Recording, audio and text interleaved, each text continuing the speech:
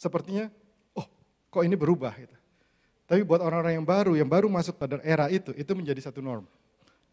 Dan kalau kita lihat sekarang ini ada kemungkinan saudara, kita sekarang mungkin, oh ada ini di sini, ada kejadian ini di sana, ada kejadian ini di sini. Buat kita itu sesuatu yang luar biasa, kayak aduh kenapa ini begini. Tapi buat anak-anak mungkin nanti yang lahir, the next generation, that will be the norm. Dan itu menjadi sesuatu yang sangat menyedihkan. Bahwa makin lama dunia ini makin sepertinya tidak mempunyai harapan. Sepertinya dunia ini kok makin jelek ya. Tapi kalau kita perhatikan di Alkitab, saudara, kalau kita buka 2 Timotius, Tuhan sudah memberikan warning sebenarnya. 2 Timotius 3 ayat 1-4. Dikatakan di situ, ketahuilah bahwa pada hari-hari terakhir akan datang masa yang sukar. Manusia akan mencintai dirinya sendiri dan menjadi hamba uang.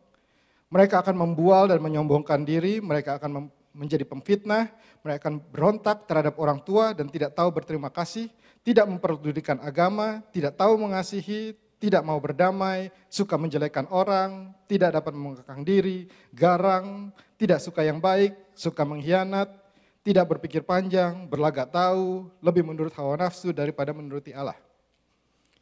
Kalau kita perhatikan secara detail, saudara, hal-hal ini sedang terjadi sekarang ini. Bukan cuma di Paris, saya juga percaya dimanapun, di Papua sekalipun juga banyak penganiayaan terjadi, di Indonesia banyak penganiayaan terjadi. Dan sepertinya makin lama hal itu menjadi sepertinya normal yang baru gitu. Nah, bagaimana kita sebagai anak Tuhan mau deal dengan itu? Saya juga baca ini ada satu newsletter saya dapat dari Youth Unlimited. Ini mengenai kondisi generasi muda saat ini. Ada 7 dia bilang, tren daripada youth culture sekarang. Yang pertama disebut growing importance of self and individuality. Jadi di mana sekarang semuanya fokusnya ke self. Di sekolah-sekolah, motivational speaker banyak berbicara mengenai how to love yourself. You need to love yourself, you need to love yourself. Kalau saya pikir kenapa sampai ke sana? Kenapa sampai anak-anak muda kita diajarkan untuk you need to love yourself? Di situ kita melihat karena mungkin itu terjadi karena mereka tidak mendapatkan love daripada sekitarnya. Makanya satu-satunya jalan untuk mereka bisa survive adalah love yourself. Kalau kita lihat di cellphone apps yang paling banyak dipakai itu apa? The beauty apps. Jadi kalau kita ambil selfie bisa dibikin jadi apa? Jerawatnya hilang. Terus ada apps katanya yang bisa shrink the body 10%. Tertarik? Ya. Supaya abis itu dipost di Facebook supaya apa kelihatannya bagus. Itu menjadi culture trend sekarang, saudara. Yang kedua, pornografi. Pornografi apalagi? Kembali, kita mau fulfill kita punya hawa nafsu sendiri. Apa yang seperti yang dikatakan Alkitab. Cyberbullying. Orang bisa mengatakan segala sesuatu di internet tanpa batas. Sebulan yang lalu kalau nggak salah sekolahnya Manuel di lockdown. Gara-gara ada satu orang bilang bahwa nanti jam 10.47 saya akan bom, saya akan tembak. Langsung sekolahnya di lockdown. Padahal itu orang iseng. Dan katanya polisi itu sih udah common banget gitu. People just say anything di internet. Terutama juga kepada orang lain. Orang bisa cyberbullying tanpa ngasih identitas bahwa bilang, oh kamu itu ini, kamu itu jelek, kamu itu segala. Ya. Nomor 4, increasing number of mental health issues. Yang banyak ditimbulkan dari, dikatakan stress and anxiety. Ya. Jadi itu karena anak-anak tidak mempunyai tempat yang dimana mereka bisa merasa aman. Nomor 5, rising social cost of fatherlessness. Tidak adanya kasih Bapa. Saya senang sekali kalau tahun depan kita bisa masuk ke dalam satu tahun yang disebut the year Living as Sons and Daughters of God. Karena ini kebutuhan. Ini apa yang terjadi di dunia, bahwa kita kehilangan kasih Bapa. Karena kita kehilangan kasih Bapa, kita kehilangan identitas kita sebagai seorang anak. Nah, kita semua di sini dipanggil, saudara, untuk menjadi anak, tapi juga untuk menjadi Bapa untuk generasi yang berikutnya. Facebook depression. Ada anak muda yang stres karena orang yang tadinya follow dia di Facebook, sekarang nggak follow lagi. Ini kenyataan, saudara. Oh, saya tadinya punya 1.000, kenapa jadi sekarang tinggal 980? Apa salahnya? What's wrong with me? And itu reality yang sekarang terjadi. Kita bisa ketawa, mungkin sebagian kita yang udah lebih dewasa nggak mengalami itu, tapi itu yang terjadi. Snapchat langsung pasang. And then kita bilang apa? Begitu dapat like paling banyak, wah, kayaknya keren ya, banyak yang like gitu kan. Saya punya 1.000 orang teman di Facebook. Saya kemarin lihat 1.069 kalau nggak salah. Tapi kalau mau jujur, yang saya benar-benar kenal itu paling cuma berapa? Ya, sisanya ketemu sekali friend ya. Tapi begitu kita lihat, wah, saya punya 1.000 teman. Tapi kenyataannya nggak seperti itu. Dan yang terakhir, abandoning the faith. Kenapa anak-anak banyak abandoning the faith, saudara? Karena apa yang ternyata tuh yang menyedihkan itu, apa yang terjadi di luar sana, itu somehow juga masuk ke dalam gereja.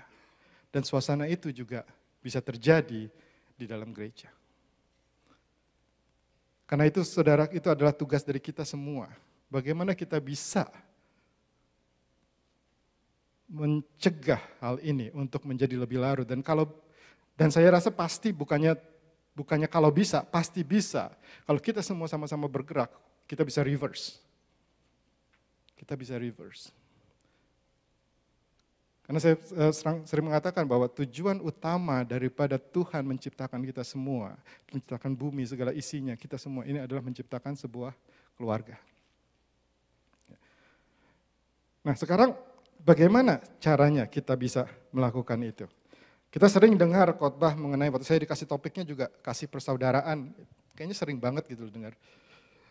Dan kita tahu itu penting, kita tahu itu kita harus coba, tapi pada pelaksanaannya gagal lagi. Ya. Ada kita yang susah untuk mempunyai kasih persaudaraan dengan orang yang paling dekat sekalipun, di dalam keluarga sekalipun. Ada yang mungkin di dalam keluarganya oke, di dalam sel grupnya oke, ada satu kasih persaudaraan di situ terjadi. Tetapi begitu kita bicara mengenai orang di luar, itu susah terjadi. Kita cuma bisa melakukannya di kelompok tertentu. Sedangkan Tuhan memanggil kita untuk semua, the whole body of Christ. Jadi kita semua itu sedang dalam taraf belajar, kita dalam taraf menuju ke sana. Kalau kita buka 1 Petrus 1, saudara, 1 Petrus 1 ayat 22 sampai 23. 1 Petrus 1 ayat 22 sampai 23. Kita baca 22 dulu. Kita baca bersama-sama. 1, 2, 3. Karena kamu telah menyucikan dirimu oleh ketaatan kepada kebenaran, sehingga kamu dapat mengamalkan kasih persaudaraan yang tulus ikhlas. Hendaklah kamu bersungguh-sungguh saling mengasihi dengan segenap hatimu. Oke, stop dulu di situ. Kembalikan dulu ke ayat 22, slide-nya. Dikatakan di sini, saudara, karena kamu telah menyucikan dirimu oleh ketaatan kepada kebenaran, sehingga. Jadi sehingga kamu dapat mengamalkan kasih persaudaraan yang tulus. Jadi pengamalan kasih persaudaraan yang tulus itu bisa terjadi kalau yang sebelumnya terjadi. Itu ada 3 step di situ, saudara. Dikatakan gini, karena kamu telah menyucikan dirimu kepada ketaatan kepada kebenaran, itu 1. Kalau itu terjadi sehingga kamu dapat mengamalkan kasih persaudaraan yang tulus ikhlas, setelah itu hendaklah kamu bersungguh-sungguh saling mengasihi dengan segenap hatimu, Karena kamu telah dilahirkan kembali bukan dari benih yang fana, tapi dari benih yang tidak fana dan seterusnya. Ya. Jadi itu ada 3 langkah di situ yang terjadi, saudara. Tapi yang sering terjadi pada kita adalah, dan saya juga, I'm guilty of it juga, kita itu langsung loncat ke yang ketiga. Kita mencoba apa? Kadang bilang apa? Dikatakan, hendaklah kamu bersungguh-sungguh saling mengasihi dengan segenap hatimu. Jadi kita berusaha untuk saling mengasihi. Gimana supaya kita saling mengasihi? Tapi kita lupa step yang pertama. Dan itu biasanya kita begitu maju, oke, berhasil, jatuh lagi. Maju, jatuh lagi. Maju, jatuh lagi. Karena kita tidak mengikuti step yang ada. Dikatakan step pertama apa? Menyucikan dirimu oleh ketaatan kepada kebenaran. Ya. Dirimu di sini dikatakan adalah sebagai your soul. Purify your soul. Soul itu berbicara mengenai pikiran dan emosi. So the first step yang kita harus lakukan, saudara, adalah dealing dengan pikiran dan emosi kita. Sebelum kita bisa melangkah untuk mengasihi, saudara, pikiran dan emosi kita itu kita harus deal. Dan dikatakan menyucikan dirimu, katakan kepada kebenaran. Kalau di bahasa Inggrisnya dikatakan purify yourself with the obedience through the Spirit. So yang dilakukan adalah soul kita, pikiran dan emosi kita, itu harus disucikan dengan roh. Mengizinkan Roh Kudus untuk menguasai pikiran dan emosi kita. Kalau kita lihat kegagalan kita untuk menerapkan kasih persaudaraan itu biasanya di mana, saudara? Bukan di perbuatan kita, lebih banyak di sini. Kita melakukan sesuatu, kita tidak menerima mungkin feedback yang kita harapkan, langsung kita give up. Saya kerjakan ini, tapi dia balasnya begitu. Biasanya kan gitu kan. Saya udah begini, tapi buktinya dia begitu. Jadi yang diserang itu adalah pikiran dan emosi kita. Karena itu dikatakan pertama, the first thing yang kita harus lakukan adalah izinkan Roh Kudus itu untuk take control pikiran dan emosi kita. Tanpa itu, saudara, dibilang tanpa itu sangat sulit bagi kita untuk bisa mengasihi. Nah, kalau itu sudah terjadi, saudara, itu ada satu tindakan aktif. Kita harus menerima kebenaran, kita harus percaya kepada kebenaran, yaitu Kristus. Kita harus menjadikan kebenaran itu sebagai prioritas kehidupan. Dan itu tidak mudah, dan itu tidak bisa kita lakukan sendiri. Karena itu kita butuh komunitas untuk bisa saling mengingatkan ke sana. Ya. Kalau itu terjadi dikatakan sehingga kamu dapat mengamalkan kasih persaudaraan yang tulus, ikhlas. Atau di sini sebenarnya diartikan adalah memiliki kasih persaudaraan yang tidak munafik. Kalau pikiran kita dan emosi kita sudah dikuasai oleh Roh Kudus, kita memiliki power, kita memiliki kemampuan untuk memiliki kasih persaudaraan yang tidak munafik. Tanpa itu berarti kita memiliki kasih persaudaraan yang sepertinya munafik. Kalau kita lihat begitu banyak orang yang tadi youth culture trend meninggalkan faith karena dia melihat apa? Katanya orang-orang gereja munafik. Ngomongnya begini, ngerjainnya begitu. Ya kan?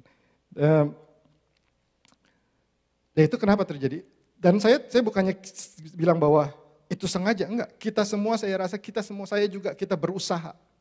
Kita berusaha melakukannya, kita berusaha untuk tidak munafik. Karena kita tahu bahwa kita nggak mau munafik. Siapa di sini yang mau munafik? Nggak ada kan? Dengan tulus kita berusaha, saudara. Tetapi karena stepnya itu, jadi kitanya jatuh bangun. Ya. Jadi kitanya jatuh bangun. Nah, karena itu makanya kita perlu sama-sama kita ingatkan. Step 1, purify your soul. Sucikan pikiran dan emosi kita. Dan izinkan Roh untuk mengerjakannya. Ya. Nah, Kalau itu terjadi setelah kita memiliki kasih persaudaraan yang tulus ikhlas, dikatakan ayat setelah itu katanya, hendaklah kamu bersungguh-sungguh saling mengasihi dengan segenap hatimu. Perintah ini diberikan saudara setelah kita memiliki kasih persaudaraan. Kalau kita perhatikan. Sucikan dirimu sehingga kamu bisa mengamalkan itu, dan sekarang setelah kamu bisa mengamalkan itu, now pergi, amalkan. Do it. Jadi ingat, perintah ini diberikan setelah kita melakukan step yang pertama. Yang saya tadi katakan, seringkali kita miss itu. Kita langsung jump ke yang ketiga. Banyak orang, saudara, ya bisa merasa kecewa dengan gereja, kecewa dengan keluarga, kecewa dengan cell group, saudara. Dan kita motivasi satu dengan yang lain. Ayo kita hidup dalam kasih. Ayo kita hidup dalam kasih persaudaraan. Ayo kita saling mengasihi. Tapi kadang-kadang kita lupa untuk jujur melihat diri kita. Bagaimana hubungan kita sendiri pribadi dengan Tuhan. Karena itulah yang menentukan outputnya nanti. Yang seperti tadi saya bilang, kita berusaha dengan sekuat tenaga kita, dengan benar-benar sincere, kita usaha untuk saling mengasihi, untuk bisa hidup dalam ini. Tapi kalau di dalam kitanya itu masih banyak baggage, tanpa kita sadar yang keluar itu baggage-nya, saudara. Kita marah, hati kita penuh dengan marahan, walaupun kita berusaha untuk baik, tapi yang keluar ngeselin. Atau baiknya tuh kayaknya palsu banget gitu loh. Kita berusaha senyum padahal kitanya lagi pengen marah tapi mesti senyum. Karena kalau kan katanya di gereja, di cell group mesti senyum. Tapi itu yang kita harus lakukan. Makanya kita itu bersama-sama. Kita bisa bersama-sama saling jujur di hadapan Allah. Kita untuk menguji pikiran kita, saudara. Dan yang diingatkan di sini apa? Ayat yang 23 dikatakan karena kamu, jadi semua ini terjadi, saudara, karena kamu telah dilahirkan kembali bukan dari benih yang fana, tetapi dari benih yang tidak fana oleh firman Allah yang hidup dan yang kekal. Kita memiliki kasih persaudaraan, kita mengusahakan kasih persaudaraan, saudara. Tujuannya bukan untuk mendapatkan sesuatu. Dikatakan kita melakukan ini karena apa yang sudah terjadi sebelumnya.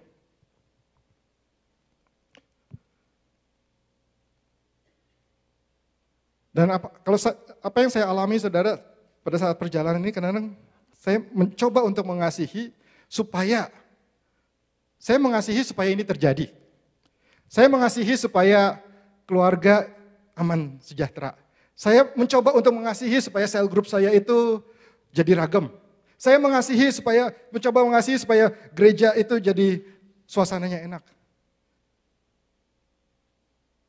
Sebenarnya, saudara, dan begitu ada sesuatu yang terjadi tidak sesuai dengan kita, apa yang kita inginkan, langsung kita bingung. Tapi di sini dibilang apa? Engkau melakukan itu bukan untuk itu, tapi karena saya mengasihi, karena saya sudah dilahirkan kembali. Saya mengasihi karena Tuhan Yesus telah mengasihi saya. Jadi pada saat kita melakukan itu, mau responnya seperti apapun, kita tidak akan kecewa. Karena kita melakukannya bukan untuk sesuatu, tapi kita melakukannya karena Kristus telah melakukannya buat saya. Jadi karya salib itu, saudara, kita harus benar-benar bisa mengerti bahwa karya salib itu telah membuat kita menjadi manusia yang baru. Karya salib itu yang telah membuat kita untuk memiliki kasih persaudaraan itu. Kalau kita mengizinkan karya salib itu bekerja kepada kita. Dan seringkali kemarin waktu saya merenungkan ini, Tuhan bicara pada saya gini loh. Saya pernah mengalami kekecewaan di dalam satu gereja, sampai saya pikir, udah saya Saya mau get out from that church. Saya mulai ke pinggir. Tapi akhirnya balik lagi ke situ. Ya. Terus kemarin waktu saya renungan Tuhan bilang gini, ingat nggak waktu kamu dulu seperti itu? Kamu sadar nggak sih bahwa misalnya nih contohnya saya sebel sama si A di gereja ini, gitu loh. Terus saya keluar. Ini kita sama-sama keluarga Kristus nih, satu body of Christ. Right? Saya keluar ke gereja lain, mungkin ke negara lain supaya nggak ketemu. Tapi ingat bahwa satu hari setelah kita semua bertemu di atas, dia bisa jadi tetangga saya. What do you think is going to happen? Di surga nanti kita di satu tempat loh, mau gereja ICC kek, mau gereja apa kek, we will be in one place. So the person yang kita sebel itu bisa jadi satu RT sama kita. Kalau kita nggak deal sekarang yang kita punya cuma kurun waktu berapa tahun temporary, bagaimana kita bisa deal itu dengan eternity? Dengan kekekalan, orang itu jadi tetangga kita dalam alam yang kekal loh, bayangin aja. Di sini Tuhan, waktu saya bilang, benar juga ya. Saya nggak pernah pikir ke sana. Kita nggak pernah pikir sejauh itu, padahal itu bisa terjadi, saudara. Itu bisa terjadi. Karena saudara, mari kita benar-benar bisa renungkan itu. Kita benar-benar, saudara, cari Tuhan. Minta rohnya untuk purify, untuk sucikan pikiran dan emosi kita. Kita siapkan hati bersama-sama saudara, kita nyanyikan lagu ini, Mengenalmu. Biar ini jadi doa buat kita saudara, bersama-sama. Kita mau mengenal Dia, kita mau benar-benar mengerti akan karya salib Dia. Karena itulah awalnya saudara.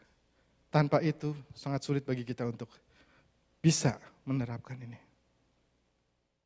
Sekarang kita mau melihat saudara, ada satu contoh di Alkitab di mana ada seorang yang gagal untuk melihat identitas itu dan apa yang dia lakukan.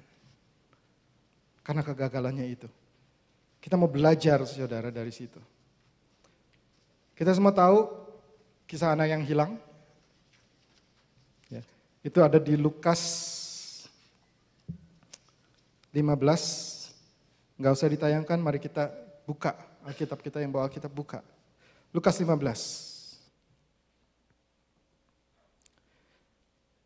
Ceritanya panjang, tapi saya akan hanya melihat satu karakter di sini, yaitu karakter anak yang sulung.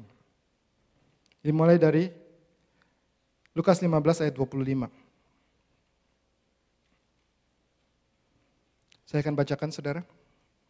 Dikatakan, tetapi anak yang sulung berada di ladang, dan ketika ia pulang dan dekat ke rumah, ia mendengar bunyi seruling dan nyanyian tari-tarian. Lalu ia memanggil salah satu hamba dan bertanya kepadanya, apa arti semuanya itu? Jawab hamba itu, adikmu telah kembali dan ayahmu telah menyembelih anak lembu tambun. Karena ia mendapatkannya kembali dengan sehat. Maka marahlah anak sulung itu dan dia tidak mau masuk. Lalu ayahnya keluar dan berbicara kepada dia, tapi ia menjawab ayahnya, katanya, telah bertahun-tahun aku melayani Bapa dan belum pernah aku melanggar perintah Bapa. Tetapi kepadaku belum pernah Bapa memberikan seekor anak kambing untuk bersukacita dengan sahabat-sahabatku. Kita lihat responnya saudara di ayat 29. Pertama dia katakan apa? Telah bertahun-tahun aku melayani Bapa. Kata melayani di situ ada dua di dalam Greek, yaitu diakonia yang kita lakukan, kita melayani, atau yang namanya, susah nih bilangnya, doulios. Doulios itu adalah I serve as a slave. Saya melayani sebagai budak. Yang dipakai oleh anak sulung ini saudara adalah saya sedang melayani Bapa seperti seorang budak selama bertahun-tahun. Apa yang salah di situ saudara? Kalau saudara perhatikan.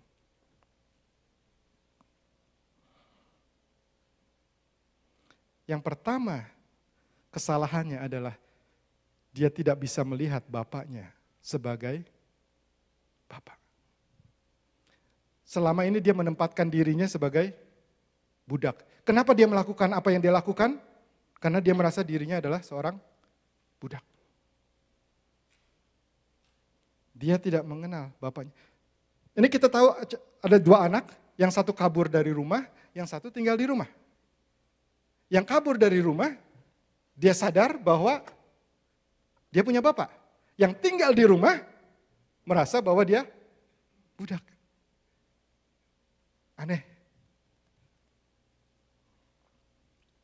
Aneh, saudara. Tapi tanpa kita sadari, saudara, kadang-kadang kita memposisikan diri kita seperti itu. Kita memposisikan diri kita sebagai budak. Sebagai budaknya Tuhan. Kalau bedanya anak dengan pegawai apa sih, saudara? Yang di sini punya bisnis bisa beda mungkin. Anak sama pegawai apa? Pegawai melakukan sesuatu untuk imbalan. Anak melakukan sesuatu karena dia adalah seorang anak.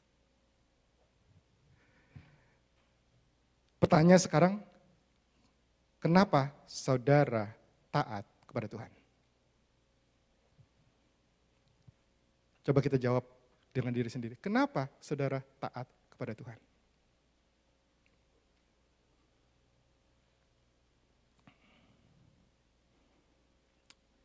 Minggu lalu saya bicara di English Service, kita ngomong mengenai takut akan Allah.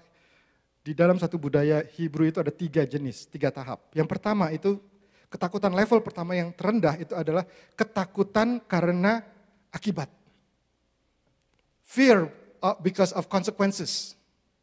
Kita takut melakukan sesuatu karena kita takut kalau sampai ketangkap, akibatnya jelek. Pertanyaannya sekarang, kalau saudara punya kemampuan untuk menghilang, apakah hidup saudara akan sama? Apakah saudara melakukan yang sama seperti saudara ada sekarang? Kalau tidak ada hukuman sama sekali buat saudara, saudara bisa melakukan apapun, apakah saudara akan melakukan hal yang sama? Kalau saudara masih seperti itu, saya masih seperti itu, saudara, itu berarti kita masih ada di dalam tingkat yang paling rendah, ketakutan tingkat yang paling rendah. Yang level yang berikutnya adalah ketakutan akan murka Allah. Kita melakukan sesuatu karena kita takut Allah akan murka dan Allah akan menghukum kita di dunia ini atau di dunia yang berikutnya. Kalau saya melakukan ini nanti saya masuk neraka. Jadi karena saya tidak mau masuk neraka, saya melakukan ini.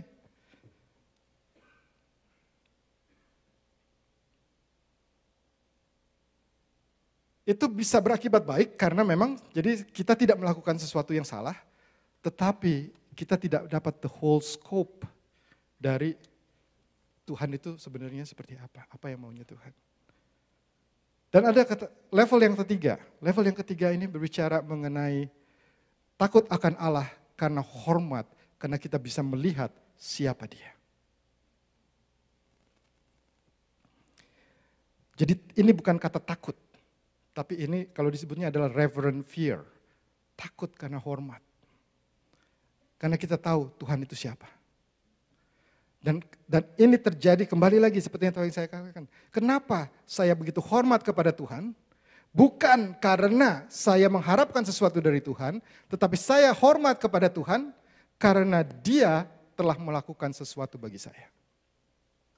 Bisa lihat bedanya? Bisa lihat bedanya? Saya bukan melakukan ini supaya Tuhan begini, tetapi saya melakukan ini karena Tuhan sudah begini. Itu yang level yang kita harus sama-sama, saudara. Saya belum, terus terang, saya juga masih belajar. Kita sama-sama. We need to be elevated to that level untuk diangkat sampai ke sana.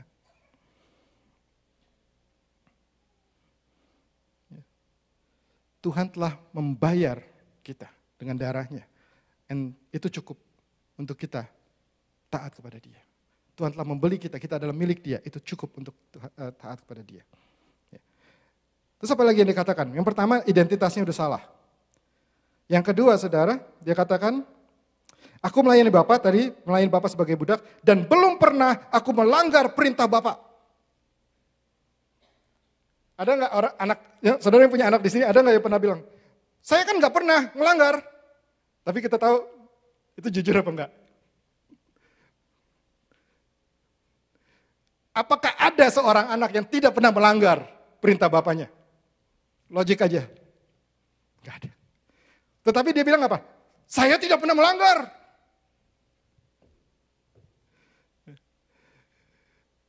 Kesalahan pandangan itu seringkali membuat kita itu jadi self-righteous, saudara. Saya tidak pernah begini, saya tidak melakukan gini, kenapa dia melakukan seperti itu? Dan itu bikin kita jadi gondok. Saya udah begini kok, kenapa dia begitu? Ini saudara, kenapa? Karena dia melakukan itu sebagai budak. Kalau budak kan, saya melakukan gini, saya harap $10. Dia nggak melakukan, kenapa dia dapat $10? Itu kan, sama sebenarnya itu halnya. Jadi dia konsepnya tuh udah terbalik semuanya. Jadi dia merasa bahwa, oh Tuhan harusnya memberikan saya kambing. Tapi dia kok dapatnya lembu. Saya kambing aja gak pernah. Gitu kayak gitu-gitu jadinya.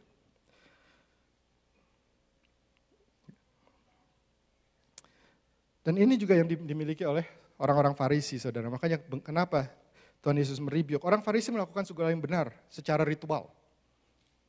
Kalau kita ngomong secara keagamaan, mereka tidak ada salahnya. Mereka melakukannya sampai ke dot. Tapi yang mereka gagal melihat adalah posisi Tuhan. Banyak kegagalan kita untuk mengasihi orang lain karena kita tidak bisa melihat kesalahan kita sendiri. Jadi akhirnya yang kita lihat salah adalah orang lain. Dan itu yang bikin kita dongkol, dan kita jadi kesel, dan itu ke-translate keluar. Dan kembali lagi, sebagai seorang pegawai, sebagai seorang budak, saudara, kita pasti mau memiliki jenjang karir.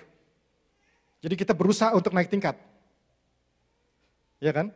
Dari pegawai mau jadi manajer. Untuk itu kita harus menunjukkan bahwa kita sanggup. Tapi sebagai anak, mau naik tingkat mau kemana? Anak bisa naik tingkat? Ya nggak bisa, anak ya anak. Ya. Tapi karena mental kita itu, jadi kita seperti itu. Oh saya harus lebih baik dari yang lain. Oh, I do this, dia nggak begitu, berarti saya lebih hebat. Ini, itu dari sebuah pandangan kita sebagai seorang budak, saudara. Ayat 30 dikatakan, tetapi baru saja anak bapa yang telah memboroskan harta kekayaan bapa bersama-sama dengan pelacur-pelacur, maka bapa menyembelih anak lembu tambun untuk dia. Dari kegagalan tadi yang terjadi apa? Dibilang apa? Tadi, baru saja datang siapa? Anak bapak. Itu adiknya loh. Tapi dia bilangnya apa? Anaknya bapak tuh baru datang. Loh kamu anak siapa? Kalau dia anaknya bapak, kamu anak siapa? Kegagalan pandangan itu mengakibatkan dia menempatkan dirinya di luar. Dia tidak bisa melihat adiknya sebagai seorang saudara. Karena karena melihat itu orang lain, jadi mulai timbul perbandingan. Kalau kita tidak bisa melihat Bapa secara benar, saudara, sangat sulit untuk kita melihat orang di kiri kanan kita sebagai saudara. Coba sekarang lihat kiri kanan. Mereka saudara apa bukan? Apa mereka cuma sekedar orang lain? Tuhan Yesus sebagai anak sulung berani mati untuk saudara-saudaranya. Kita berani mati nggak buat orang sebelah kita?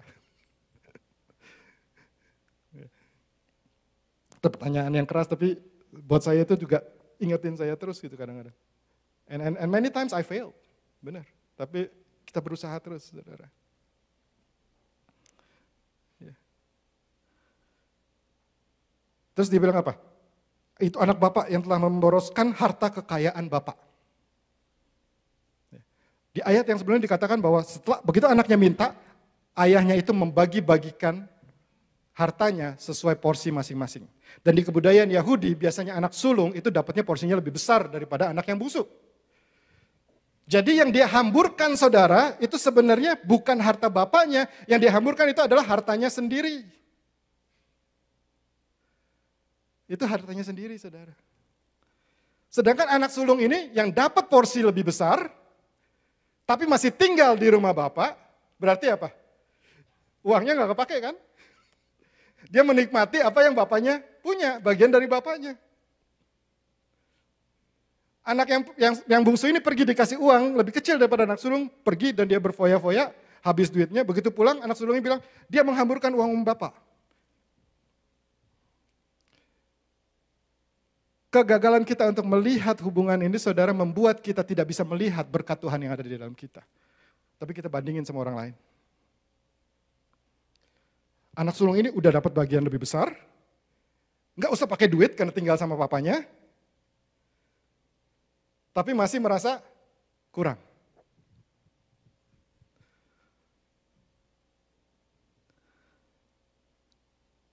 Itu yang sering terjadi saudara. Dia bandingkan lagi, saya tidak pernah dikasih kambing, dia dikasih lembu. Ya dia tinggal di rumah bapaknya nggak perlu kambing, semuanya itu ada di situ. Mau ambil lembu ya silahkan ambil. Bapaknya kan bilang di ayat setelahnya, apa yang menjadi milikku adalah milikmu juga. Kalau mungkin kita sering melihat, kok orang lain diberkati, kok saya enggak ya? Kok orang lain dapat begini, kok saya enggak ya? Coba kita cek hati kita, saudara. Cek hati kita, bagaimana kita melihat Tuhan. Jangan kita terjebak seperti anak sulung ini. Dan bukan ini saja, saudara. Jadi anak sulung ini udah mulai delusional nih. Kita lihat cara kita memandang Tuhan yang salah itu bisa bikin kita itu jadi delusional. Ya. Yang berikutnya lebih seru lagi, dia bilang apa? Menghamburkan kekayaan Bapa bersama dengan pelacur. Di ayat yang sebelumnya dikatakan kenapa duitnya habis? Karena dia berfoya-foya. Nggak ada urusan sama pelacur. Saya pernah terjebak, saudara, karena nggak mengerti waktu berapa tahun yang lalu lah pernah bikin drama mengenai anak yang hilang. Di situ kita bikin, wah dia bawa uang, terus ada cewek-cewek lewat. Karena saya pikir, oh ya, karena di foya-foya otomatis pikirannya kan, karena abis itu apa kakaknya bilang dengan pelacur-pelacur, kita pikir, oh pasti dia hambur-hamburin sama cewek, sama segala macam. Tapi kalau kita perhatikan, dia bilang, di kata berfoya-foya itu adalah extravagant lifestyle. Nggak ada reference kepada seorang pelacur.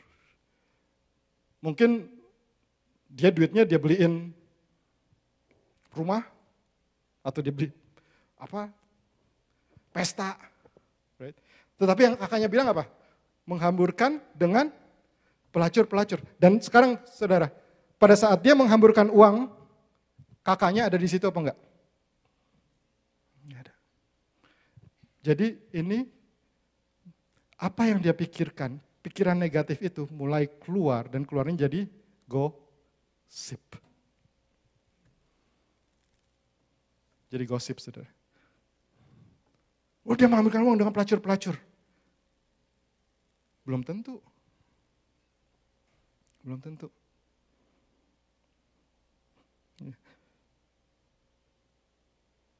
Nah ini saudara, ini yang kita bisa belajar saudara. Begitu dari satu akar ini, yang cuma mengenal Bapa, dia tidak bisa mengenal Bapaknya dengan benar.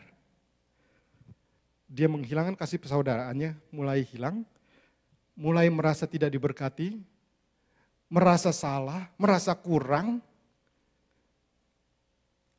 dan akhirnya keluarnya gosip, judgment. Tapi apa yang bapaknya lakukan? Bapaknya tidak bilang, di ayat 31 bapaknya nggak bilang, oh anakku yang sulung, kamu harus mengasihi adikmu, kan? Enggak. Anaknya yang sulung, bapaknya mengatakan apa? Anakku, engkau selalu bersama-sama dengan aku, dan segala kepunyaanku adalah kepunyaanmu. Apa yang dilakukan oleh bapaknya, saudara? Mengembalikan dia kepada identitas yang benar. Kamu ngomong gini, look, kamu itu anakku, kamu selalu bersama-sama dengan aku. Aku selalu berada sama kamu. Apa yang saya punya, kamu punya. Dan saya rasa itu yang Tuhan ingin katakan kepada kita semua. Untuk bisa mendapatkan satu kasih persaudaraan, saudara, kita harus sadar bahwa kita bersama-sama dengan Tuhan, apa yang Tuhan punya, kita punya. Apa yang Tuhan lakukan pada kita itu sudah cukup. Dia sudah menebus kita dan mengangkat kita sebagai anak. Mau apa lagi? Mau apa lagi? Tapi ya itu, kegagalan kita melihat itu membuat makin terpuruk, saudara.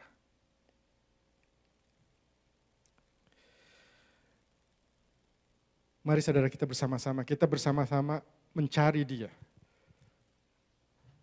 Kita mau belajar untuk menjadi sons and daughters of God, saudara. Kita cari Dia.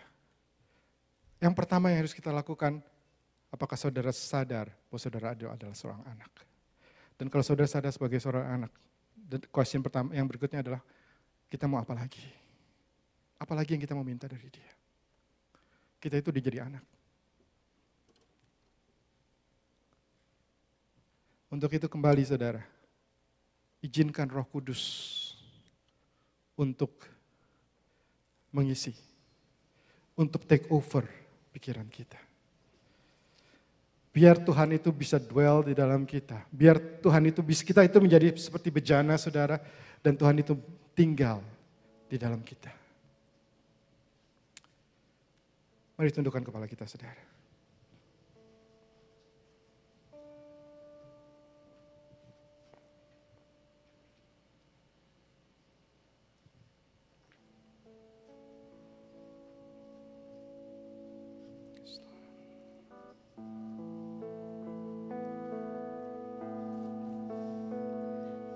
Mari kita renungkan bersama saudara.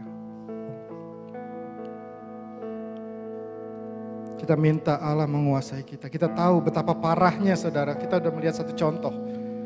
Kesalahan identitas itu bisa menjadikan kasih persaudaraan itu hilang. Bisa menghancurkan satu hubungan kita dengan satu dengan yang lain. Karena kita mau kembali katakan bahwa Tuhan, apa yang kau lakukan buat aku udah cukup.